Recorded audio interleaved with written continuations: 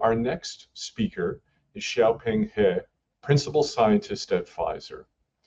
And we'll talk a little bit about the characterization of icIEF charge isoforms, whether early in product development or associated with licensure failings is usually achieved through ion exchange, liquid chromatography, coupled with mass spectrometry. However, icIEF-MS technology has recently emerged to enable direct characterization of the specific species in the icIEF electropherogram, eliminating the need for extensive method development. So throughout this talk, we're going to discover opportunities to advance core platform technologies with novel characterization approaches. We're going to hear about some case studies on understanding molecular structure information. We're going to learn about new approaches to characterizing post-translational modifications of charge isoforms. So with that, I'll turn it over to Xiaoping. Xiaoping, welcome. Thank you, Jimmy, for the introduction. And thank you for inviting us so that I can represent our team to share our work on enabling icIEF-MS characterization of charge isoform for biotherapeutic products. It has been a collaboration with Scientst, starting from the legacy in Habio, continue with Scientst now at this stage. We finished with the evaluation icIEF in Habio Xenotop 7600. In today's talk, I hope to cover, what is icIEF, why we use icIEF versus the traditional IEX for release. It's together give an overview of the icIEF-MS emerging technology, and I hope to spend the majority of this talk on implementing icIEF-MS characterization of charge isoform for biotherapeutic drug product. And there will be multiple case studies using the Intabio ZD system. So let's review what is icIEF. As we know, icIEF is known for imaged capillary isoelectric focusing. It is a charge-based analysis which has been used for charge heterogeneity determination and quantitation to support the release, stability, or product control, quality, identity, purity, PTM characterization. The question to ask is, why icIEF for release versus the traditional IEX? I guess back in a decade ago, it had been exclusively IEX. Let's look at some pros and cons of the icIEF and the IEX HPLC. Straightforward, the icIEF is a very platform method. It covers all modalities of drug product. It requires minimum method development, and it is robust, high throughput. It actually takes minutes to get a result. And of course, the sample amount is minimal, is capillary. Versus the IEX, it's significant of support in the scientific drug product world, but it does require optimization or full new method development for each new program, and it may achieve similar charge profile as icIEF. At the same time, it has the advantage to be able to couple mass spec, either direct coupling if a method is developed, or collect fractions. So those are the pros of the traditional method, but each of them, as we are speaking, or especially as a few years ago, there are some limitations. For the icIEF, as I have listed here on the top cons, which as I'm speaking now, we are about to cross over. So it wasn't able to directly couple or offline coupled with mass spec analysis. It was impossible back in a few years ago. And be able to collect the fractions versus, now we are pretty much overcome most of those limitations. But versus the icIEF-HPLC, it needs substantial method development and usually resulted in less resolution, and it may not be robust enough and not high throughput. And mostly it is a multiple mode of separation, sometimes complicated things quite a bit. So at Pfizer, we have a very divergent and a complex portfolio. And not everything is map. We learned a lot. It's quite straightforward. For example, for the gene therapy program, the AAV project, we were able to develop an icIEF method. It's capsid deamidation. The capsid protein deamidation is a CQA. We have the method. We have the profile as I showed you here. Maybe for those of you very familiar with the map, it's good, beautiful. There's a main peak, there's a multiple acidic basic peak. But do we really know what they are? Yeah, sign the peak, it's a tremendous effort. And it actually, as a learning process, it took us long time and a detour. We had to develop a reverse phase HPLC method and characterize the peak by mass spec, and then collect the fractions, then apply those to the icIEF analysis. At the same time, generate capsid mutant. Altogether, we were able to assign peaks, but the IEX-HPLC method never really developed. By the time we have those icIEF peak assigned, the project moved on. Fortunately, we had other method, which like MEM, which has its own limitation, but that's for more complex portfolio. Not only just those, even for MAP, more simpler molecules, assign peaks can be complicated as well. Showed you here, the peaks, acidic peak, we really do not know the nature. Could it be deamidation, salicylic acid, or glycation, or the combination? We were not able to tell. So all it pointed to the requirement, the need of peak identification after the beautiful separation of icIEF. So let's give an overview of this emerging technology, enabling technology, icIEF mass spec. So characterize charged species by icIEF. It's being used for release across the pharmaceutical industry, but it had been remain unable to assign peak ID and rely on the indirect way of IEX-HPLC mass characterization, and apply the learned knowledge through the utilization of enzymatic treatment. So with that, we actually started this collaboration with Intabio, and in an effort to be able to directly characterize the icIEF separate the charged species. Now with the rapid development of this technology, and we were able to bridge this gap and provide peak ID.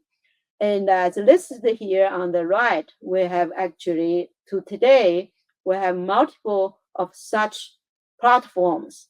Scientst icIEF-UV-MS system, namely Intabio ZT system, and there are others, Maurice Flex, CE Infinite, Zip Chip, narrated device, and all of them. If we are going to classify all the systems into two categories, there will be one of them is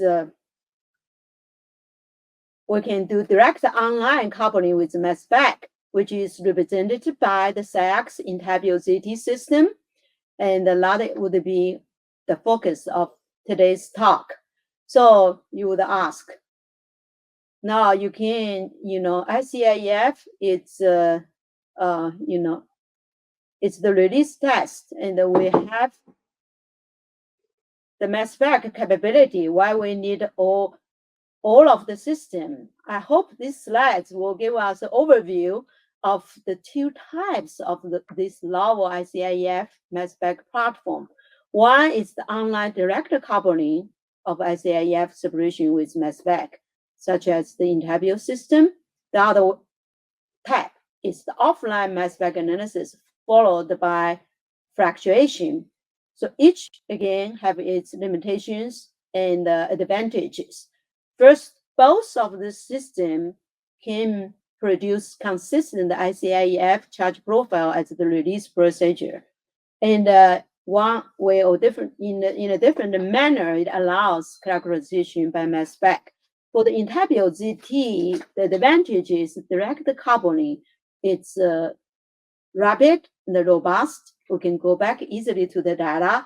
And versus the fractuation, it does provide mean we can collect the fraction, which potentially can use for subsequent analysis, including mass spec or even potency assay.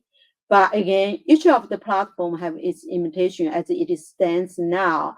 For the Intabio ZT, we are not able to collect the fractions. Those beautifully separated charge species, we will not be able to do further characterization except the mass spec. While for the fractuation system, it requires, further method development, optimization to collect the pure fractions even after we have the perfect separation. So as we are speaking, those two types of system together seems fulfill the purpose.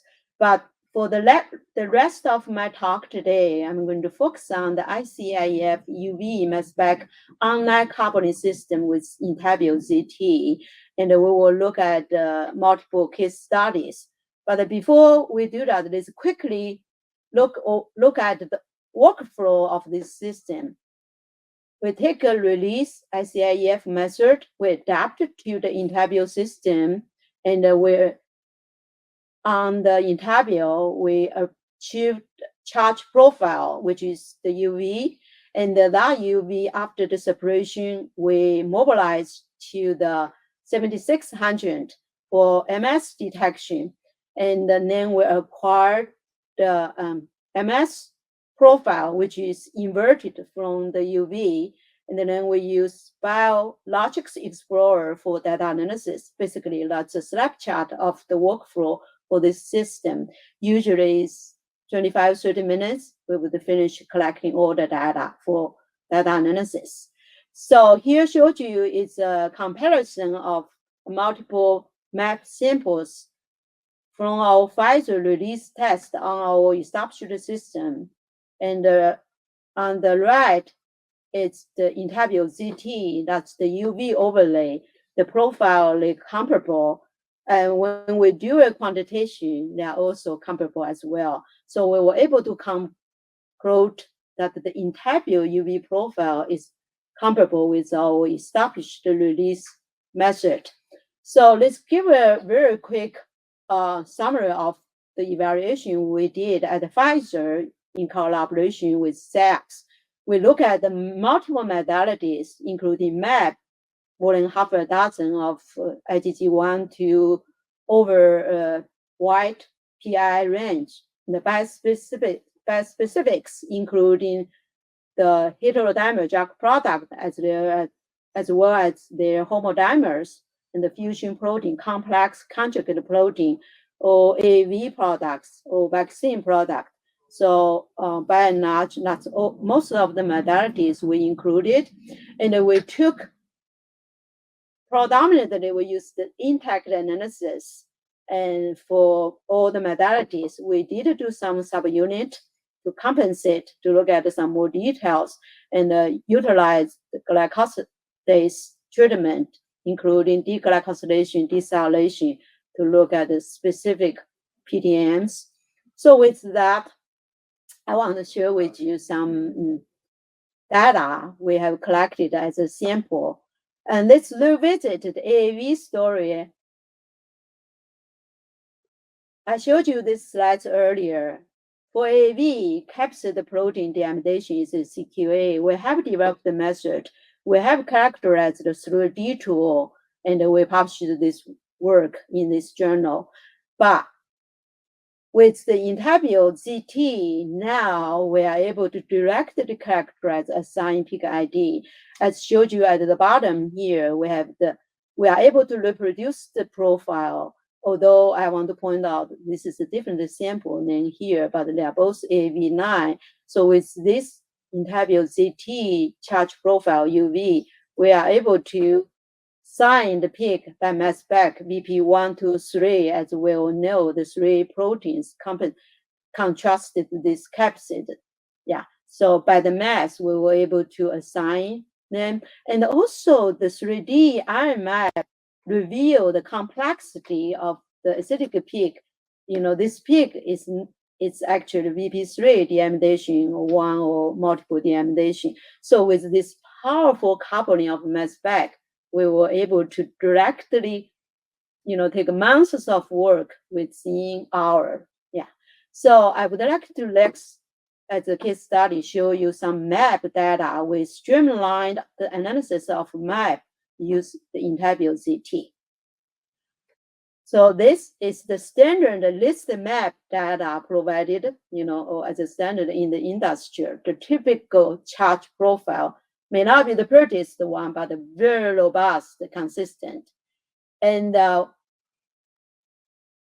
mass spec data, tell us this charge species identified between the intabile data, it is comparable with in the established literature, the proteoform, as showed here, the deconvoluted result. And when we look at the basic species, clearly identifies one lysine or two lysine by the mass shifting from the main peak of 128, a typical lysine, C-terminal lysine variance. And come to the acidic, broader peak, which more pointed to a combination of glycation, deamidation, or even salicylic acid.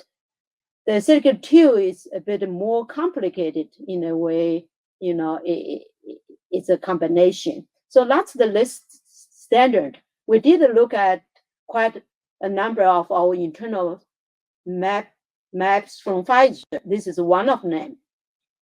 Again, it's a typical charge profile of the main peak.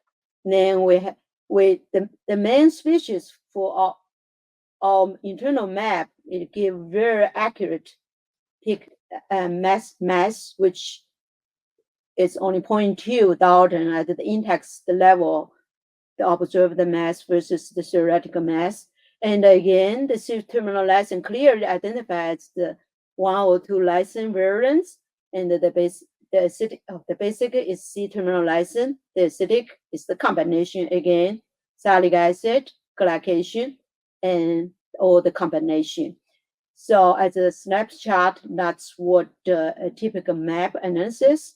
But for this technology, we really, want to leverage the complexity of our complex portfolio. I showed you here will be a bispecific on the intabile ZT system, and in combination with the glycosidase treatment to understand the PTM. So showed you here is the bispecific. You can see the basic peaks are typically more than a typical map. The complex charge profile, added some complexity in assigning this peak. So we use the enzymatic treatment to help for elucidation. Showed you here, the bottom 2 egram is after PNGS treatment or salidase treatment, either remove the glycan or remove the salicylic acid.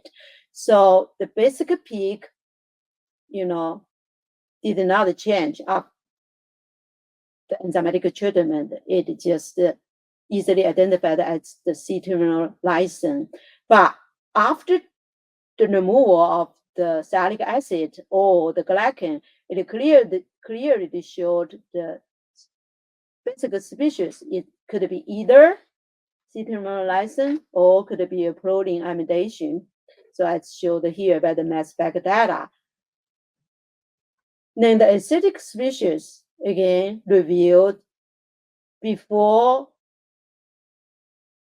the sialic acid removed, we see the shifting of the sialic acid by 291 Dalton. But in the desalinated sample, we saw that the simplified deconvoluted mass spectrum here, similar like the before, like the main peak, except we shifted the ratio, which is the indication of glycation, because galactose and glycation have the same mass of 162. So with the combination of galactose and the intabile ZT, we were able to assign the charge peaks, not only just to identify the charge peak for biospecifics, we were able to actually detect and quantitate any impurities, like the homodimer showed you here. This small peak in the basic region, the mass spec actually identifies a homodimer. And then for that, we did some spec experiment at the different levels. It is confirmed that those two homodimers spec'd into the drug product, the heterodimer, we were able to detect and quantitate. So a lot of application for this system. So now I would like to move to a more complex internal protein, like I showed you here. That's a typical beautiful charge profile by icIEF.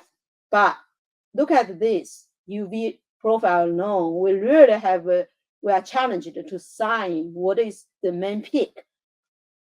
Through desalation, we were able to simplify the profile, like contrasted here, which is indicate of those acidic peaks are more likely due to salation. But the further analysis, we were able to assign those ID through mass. Showed you here, this would be the main peak. Instead of that, because Salidase removed all the sialic acid, reveal this is the main peak, as we confirmed by mass, that is the main peak. But come to the first acidic peak, it reveals not only the typical map to glycan, now we have a third glycan. So we have a sialic acid as well as a third glycan for this peak. Then the next acidic peak, it reveals two sialic acid and go all the way to the left to the more acidic side. It reveals more glycan and more sialic acid. Come to the fourth peak, acidic, we have predominantly, actually third and fourth acidic peak, we have predominantly the three glycans. And when we move further, we come even fourth glycan with more sialic acid, so on and so forth. So the analysis of the acidic species really reveal the profile of additional sialic acid and the glycoforms. So though complicated, but we were able to sign the peaks. So now we were able to characterize the separate the charge species. We would ask what is beyond the characterization, how we can utilize this data to bolster the understanding of those data for the structural differences. Take an example of here, a typical intact mass analysis have challenges to sign peak. As typical LCMS, we would by the mass we would assign multiple identities. For example, cinnamon lysine plus galactose, or a cinnamon lysine plus glycation, or a sialic acid. They all come with about 290 Dalton. You have no way to distinguish. With icIEF now, based on the first layer of separation, we are able to separate them first as different peaks, either as basic or acidic or a compensation and appear as main. So then we were able to, if it's galactose with the cinnamon lysine, we appear as a basic species. Versus sialic acid, that's an acidic species. If we have a combination, now will be a main species. So it's separated by icIEF. Then we can clearly, without, with confidence, we we can clearly, with confidence, to sign which peak is which. So it's added mass spec capability. Yeah. Now with that, we will end it up to say how we can utilize. That would be in both early stage and the late stage, and we will. That's our next step. We will implement this characterization technology for our portfolio from early characterization to late stage, pointing to targeted for BLA reporting data. So with that, we will see now we can cross the limitations as I showed you in our first slides, which is no longer impossible. So that would be our team for the work. Our Pfizer team, Sisi, Thomas actually are in this room. Melissa will be in a different room, and all the people here, our Scientst team and the other Pfizer supporting team. And thank you all for listening.